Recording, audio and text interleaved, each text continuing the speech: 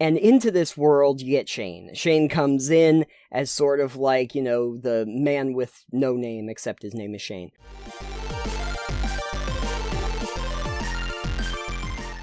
So Alex, I've been meaning to talk to you about something that I've been thinking about recently. Going back and watching a lot of old movies lately. So traditional wisdom, when you hear actors talk about playing villains, is that they like it because it's far more interesting than playing heroes.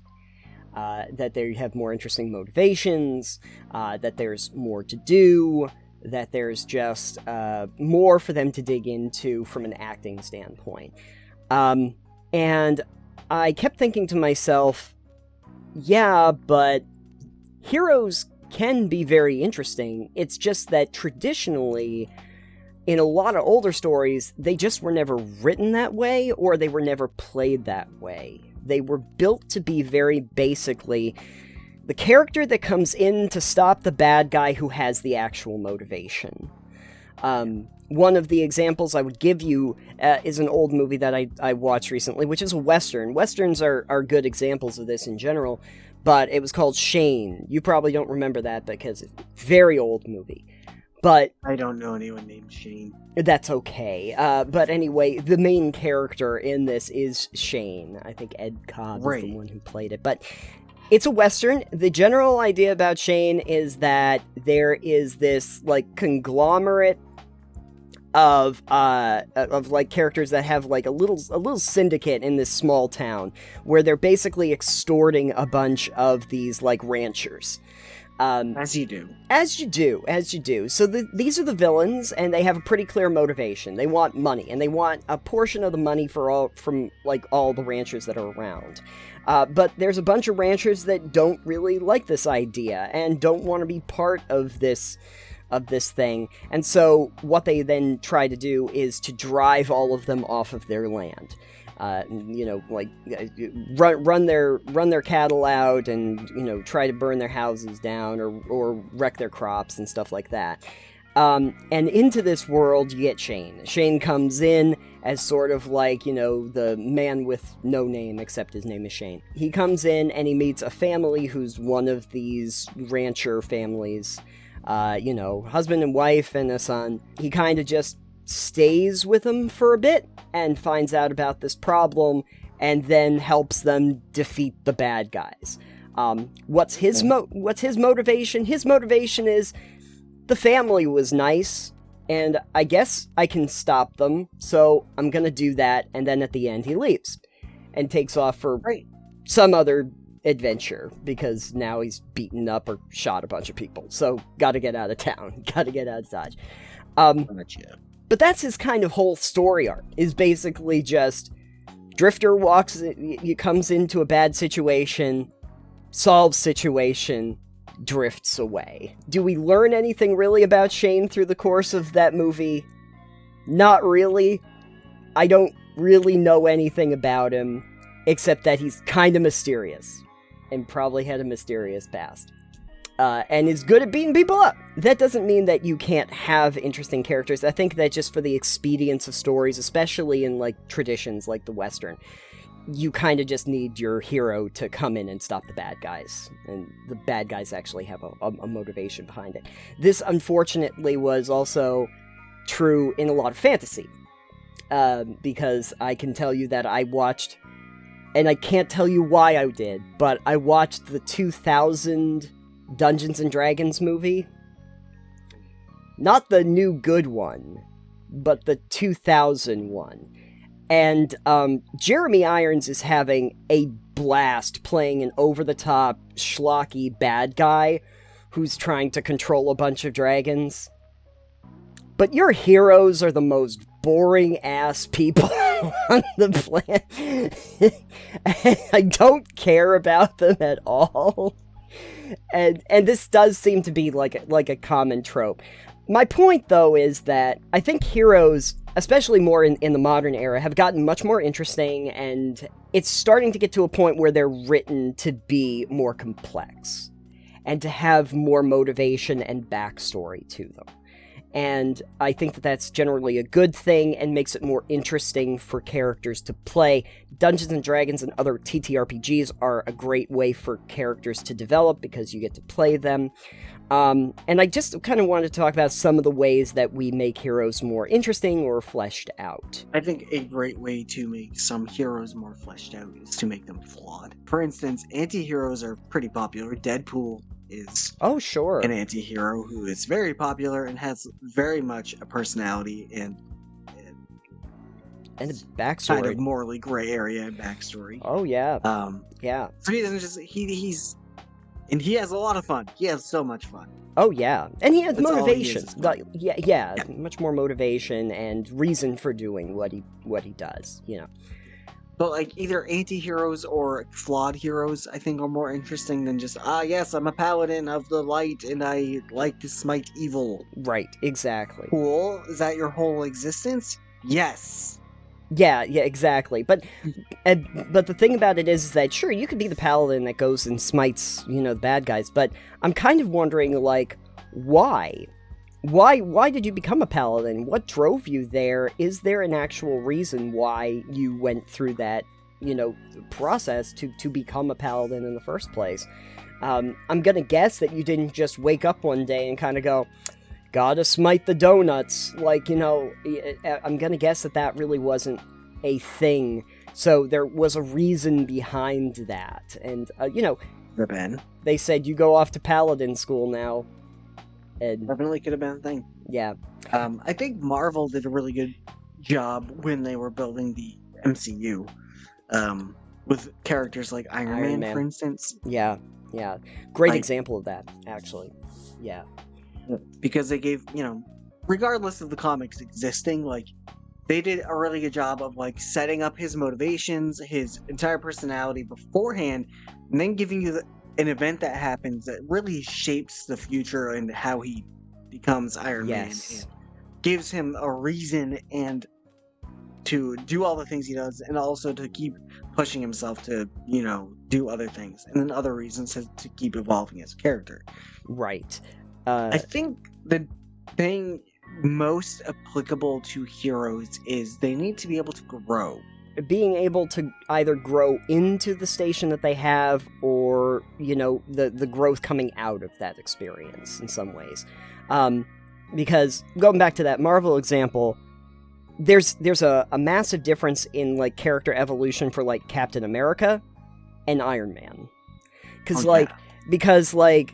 for Iron Man, he's like a party boy, playboy at the beginning of that, and then he has to, like, grow into the role of hero reluctantly because he's got to get out of this damn cave. Cap is different because he was always, like, internally, he was always, like, a noble character that wanted to stop the bad guys, but did not have the means to do so. And then had to grow into a capable fighter that could then do what he knew intrinsically he had to do. And he didn't even grow into it himself. He was bad. To his credit, he willingly volunteered for what could be a very, very dangerous procedure, because he knew that in order to do what he wanted to do, he could not do it on his own. Like, he had to be able to, become Chris Evans, basically. I need to be Chris Evans. I can't be scrawny guy. Something that's interesting, I think it was Jon Favreau, who directed Iron Man, was talking about how they structured those opening scenes, because if you remember the movie, you don't actually start, it's in medium res, and it starts with him in the cave, basically being tortured, and you realize that he's in a heap of trouble. The reason it was important to do that is because if we started the story at the actual beginning, where you're seeing Tony be a playboy and, show off his bombs and be, like, nonchalant and all of that, your initial impression of him would be, what an asshole this guy is, right? Like, you would not like this guy at all, but you see him in danger later on, where he is in a serious situation, and that's the first thing you see of him. all of a sudden you're like, oh, we're going somewhere, and this is going to change, like his perception of things. But then his motivation ends up being, well, I need to use my know-how because I gotta escape. And so that's like a real motivation people can understand. I don't want to be here anymore.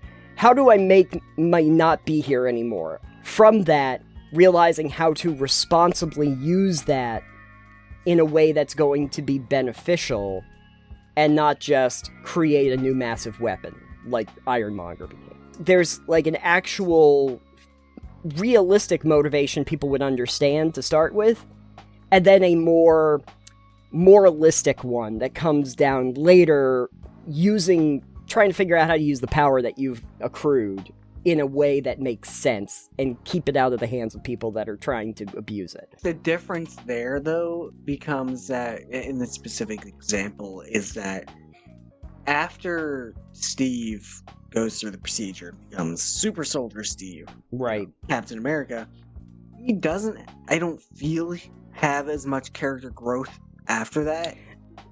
He does not have a ton of character growth throughout the Marvel Cinematic Universe. I think mostly because, in terms of his personality, he was already pretty set in stone at the very beginning. Right. Which means that the other characters, for instance, get to grow a lot more. Oh, yes. Like, Tony grows up until the point that he sacrifices himself. Yeah, exactly. He grows to the point where it really is no longer about him. When at the beginning it was all about him, and it was about his ego. Even at the end of like the first Iron Man, it really was about his ego. And then it still was. Absolutely. Yeah. And by the end, it's complete death of ego entirely at the end. You know, it makes me think of like when you're playing a D&D game and your party kind of wanders into town and solves all these problems.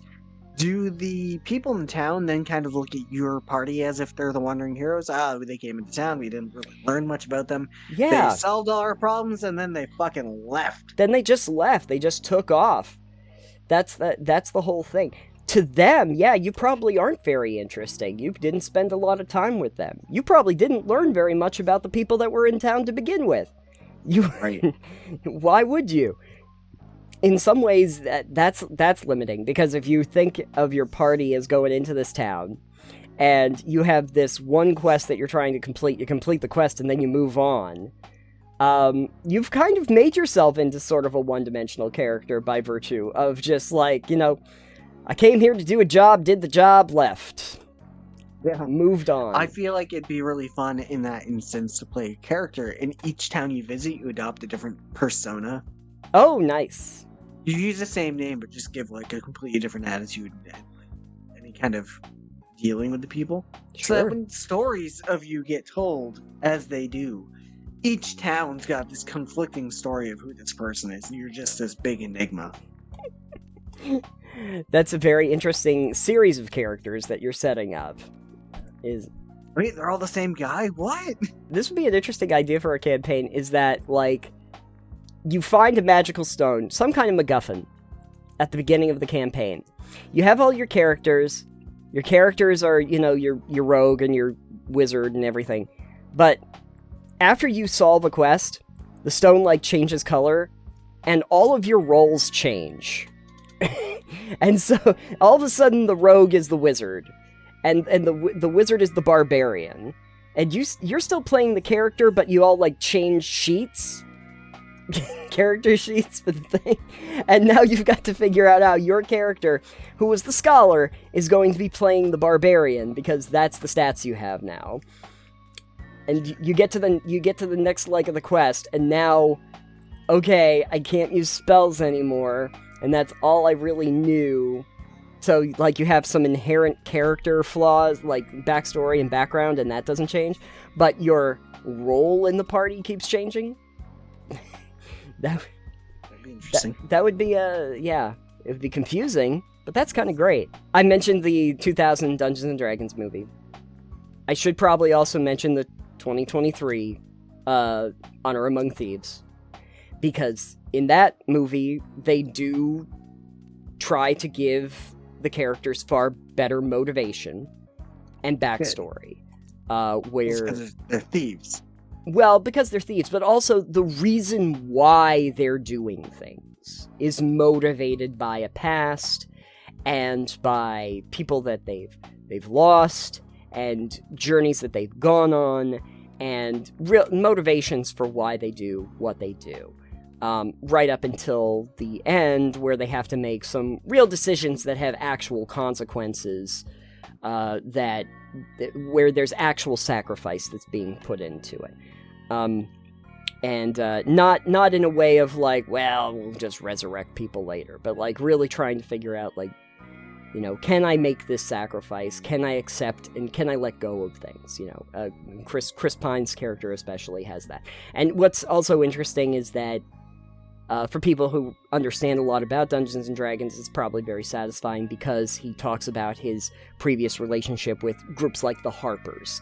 These characters have had a history with a lot of different groups before the story even starts. And then the story continues from that. So they have real motivation and also prejudice on different groups based on their previous associations with them before the story starts. Makes for a much more interesting storyline and a much better movie. Far better movie. Which is probably why no one went to see it. Unfortunately.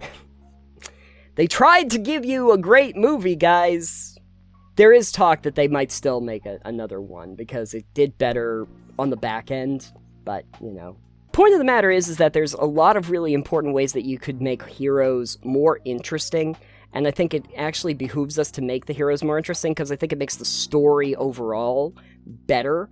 If you have very interesting motivated villains, but also have very interesting motivated heroes that are coming into it for different reasons, have very solid motivations, but can also allow for that character growth, like you were talking about before. And in that vein, not just the heroes, but I can definitely see a place where even the villains modify and change what they are doing and how they perceive the world based on what happens in the storyline, what happens in the game, which is one way that you end up with anti-heroes or the reformed villains or characters that just go off the deep end entirely. Because at one point, we're going back to Marvel for a second, in Endgame, where all the time travel shenanigans happen. Thanos goes from having a pretty clear, almost pragmatic motivation for what he's trying to achieve, and then by the end, because he's like, oh well, that didn't work. His whole thought is just like, screw it, we're just destroying everything and starting from scratch. Like, he goes off the deep end because he's realizing that his previous plan did not work and was never going to work. So he has growth in a very negative way where he no longer makes sense.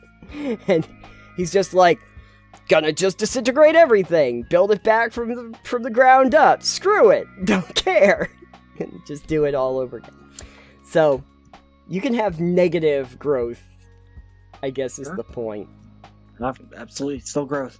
It's still growth, yeah, it's negative growth. You're growing underground rather than above. I'm a tuber. Yeah, exactly. Be a carrot. If you have any ideas about how you could make a hero more interesting, or you have examples of characters that you've played that have gone through a lot of growth and had some interesting backstories that made them more complex, please tell us in the comments down below. Because Lord knows I don't play that complex a character most of the time.